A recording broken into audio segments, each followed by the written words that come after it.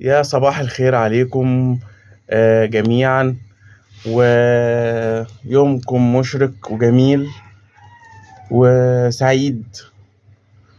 وحابب أتكلم عن كل واحد مأذي من حاجة، يبعد عنها. مأذي من ناس، مأذي من حد يعني بيكرهه، يبعد عنه. وطبعا أنا يعني بنصح نفسي قبل أي حد والله. في ناس ما بيتمرش فيها حاجة، في ناس مش بتحب الخير لحد.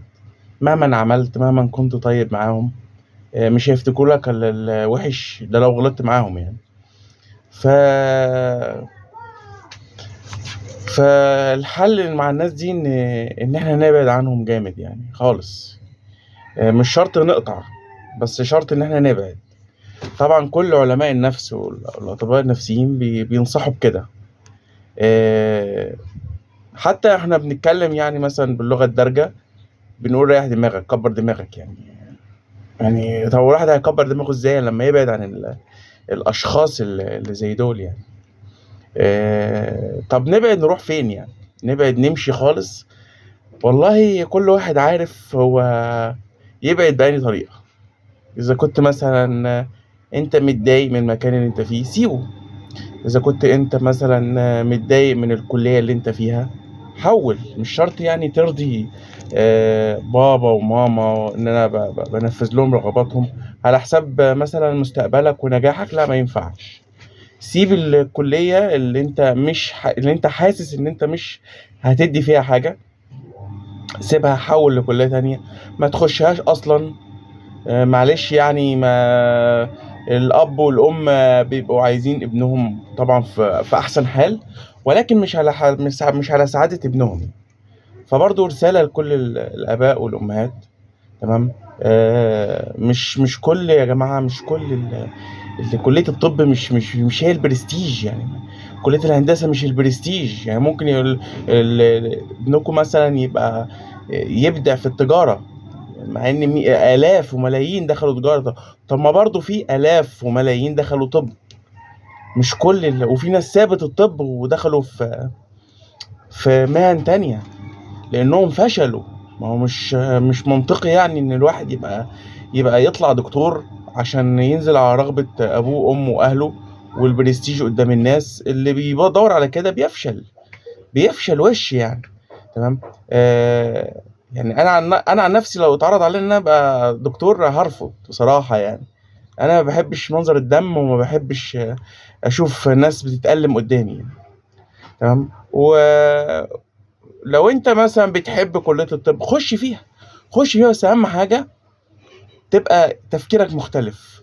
لان ما يعني احنا عندنا اطباء كتير جدا. اللي بيميز بين طبيب وطبيب هو ان الشخص ده بيضيف للمهنه. هكذا في الهندسة، هكذا في الحقوق، هكذا في التجارة، هكذا في كلية السياسة والعلوم الاقتصاد والعلوم السياسية والزراعة والإعلام، كل الكليات. فالرسالة دي موجهة للطالب والولي الأمر. الطالب، خش الكلية اللي انت حاببها. ده مش مكانك، سيبه وخش في كلية غيرها. حتى لو كلية هم شايفينها من وجهة نظرهم إنها كلية تحت خالص، هي مش تحت. أنت ممكن تسبق الكل فيها. تمام. وما تنساش إن اللي خريج طب ما بيبقاش دكتور، بيبقى طبيب. الدكتور اللي بيعمل دكتوراه في كل التخصصات. يعني مش مجرد انك خدت بكالوريوس الطب جامعة كذا يبقى انت كده خلاص بقيت دكتور. لا، ده انت بقيت طبيب. وزمان كانوا بيسموه الحكيم.